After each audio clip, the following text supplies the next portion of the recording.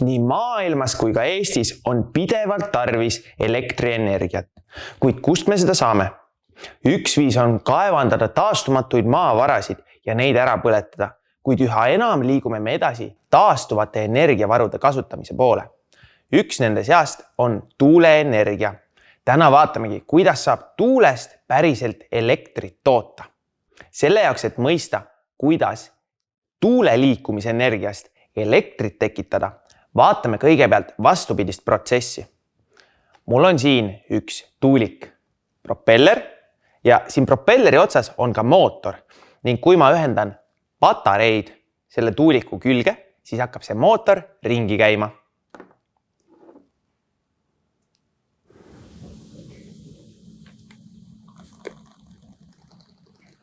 Ja nagu näeme, siis hakkas meie propeller pöörlema. Seega oleme suutnud muundada elektrienergia nendest patareidest mehaaniliseks pöörlemisenergiaks. Ja see omakorda tekitab tuult. Kui nüüd suudame protsessi kuidagi ümber pöörata, siis saamegi tuulest tekitada elektrienergiat. Selle jaoks peame aga kõigepealt uurima, kuidas hakkab mootor pöörlema ja kuidas saaks selles protsessis tekitada elektrienergiat. Mootori sees on pisikesed magnetid. Ka minul on siin 2 pisikest magnetit omavahel kokku ühendatud.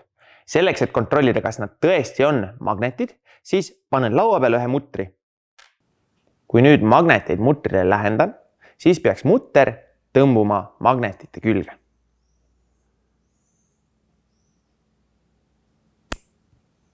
Kuid magnetitest üksi elektri tegemiseks ei piisa. Meil on vaja veel erinevaid metalle. Üks sobilik metall on vask.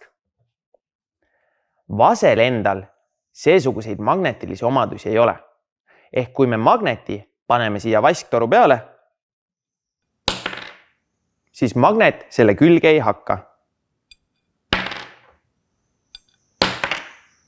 Sellegipoolest mõjutavad magnetid ja vasktoru teineteist. Võrdleme magnetite käitumist vasktorus sellega, kuidas käitub vasktorus mutter.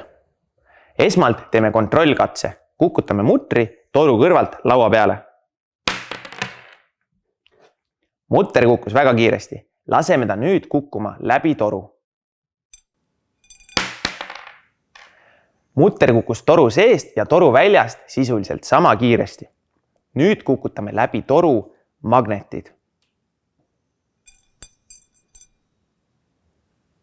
Magnet kukkus peaaegu 2 korda aeglasemalt läbi toru. Kuid nagu enne veendusime, siis magnet ise toru külge kinni ei hakka. Küll aga tekitab kukkuv magnet endaga kaasneva liikuva magnetvälja, mis omakorda tekitab vasktoru sees elektrivälja. See elektriväli tekitab veel omakorda magnetvälja, mis takistab magneti kukkumist. Ja see aeglustabki magnetit. Mis meie jaoks on oluline, on aga see, et liikuv magnetväli vasktoru sees tekitab elektrivälja ja see elekter on see, mida saame kinni püüda ka tuuleenergiast. Täpselt samamoodi on ka mootori sees magnetid ja vasest juhtmed, mis teineteise suhtes liiguvad. Seega, kui paneme selle propelleri tööle näiteks tuule või minu käe abil, siis tekib selle sama mootori sees elekter. Seda elektrit peaksimegi nüüd kuidagi ära kasutama. Kui paneme siia taha aku, mida laadima hakkame, siis me ei näe, kas siit päriselt elekter välja tuleb. Seepärast panen siia juurde lambi. Selle lambi taga on ilusti juhe olemas, seega ühendan ka selle juhtme meie propelleri süsteemi külge. Nüüd oleme ühendanud kokku lambi ja meie tuulegeneraatori. Kui me siia peale tuult puhume, siis peaks see generaator tootma elektrit ning meie lamp läheb põlema. Ise ma hetkel puhuma ei hakka. Mul on selle jaoks siin tuulemasin olemas. Lülitame nüüd ka tuulemasina sisse. Paneme nüüd meie tuulegeneraatori tööle. Nagu näeme, siis suudab tuul meie tuulegeneraatori abil põlema panna selle sama lambi siin.